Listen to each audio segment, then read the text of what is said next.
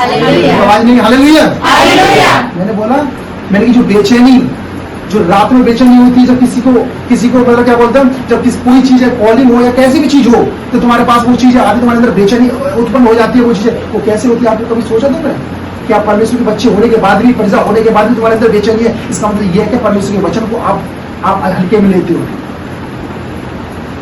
यहाँ पर आगे कहता है, जो बाद के समय में यहूदियों का पाप था और जिसके कारण वह बंधुआई और अन्य विपत्तियों में पड़े।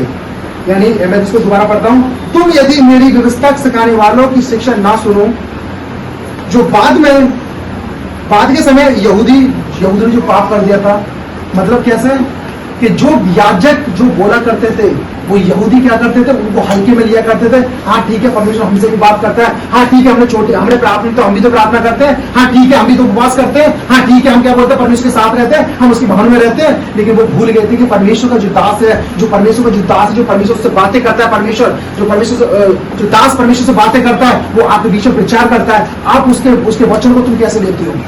बहुत लोग है छोटी छोटी बातों में क्या कहता है, आए थोड़ी बातें पड़ी, अपना दिमाग लगा लिया उन्होंने, तोड़ मोड़ के वचन दे दिया। हालेलुया, आप समझ लो, तोड़ मोड़ के वचन दे दिया कि नहीं, हमसे परमेश्वर बातें करता है। लेकिन वो सच्चे जो परमेश्वर के दास होते हैं, जो क्या बोलते हैं, जो खुदा ने विश्वासियों के अंदर से उस दास को चुना, जो उसकी माता के कोख में से चुन लिया, हम उसके वचनों को, जो परमेश्वर के बीच में डालता है वचनों को, हम उसके वचनों को ले नहीं पाते।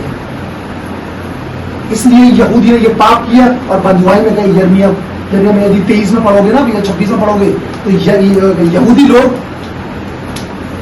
लोग कहां पर गए? बंधुआ में गए थे। आज तुम बंधुआ में तो नहीं जाओगे, लेकिन हाँ तुम्हारे पास बीमारी बहुत आएंगी जब परमेश्वर के वचन को तुम हल्के में लेते हो। हालेलुया। आप क्या बोलते हैं, बेचैनी में पढ़ोगे कि जब आप परमेश्वर के वचन को तुम हल्के में लोगे।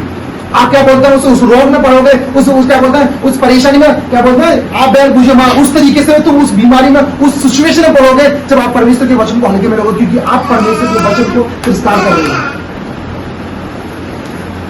परमेश्वर का वचन जीवित है। यदि आप चाहो इस वचन को अपने जीवन में उसे जीवित लागू आप कर सकते हो, क्योंकि आपके जीवन में जो क्या बोलते हैं, वचन तो जीवित है, लेकिन आपके जीवन में वो वचन जीवित है नहीं जीवित है, ये आपके ऊपर डिपेंड करता है। हालेलुया। परमेश्वर को धन्यवाद हो इस विषय के लिए कि यदि तुम परमेश्वर की आज्ञा में बने रहोगे, यदि परमेश्वर जो चाहता है आपके जीवन में तुम करोगे, तो परमेश्वर उन रोगों से, उस बेचैनी से, उस क्या बोलते हैं, उसे आंखें जो धुंधली पड़ जाती है, उससे परमेश्वर आपको आजाद करेगा। आमीन, आमीन, आमीन, आमीन।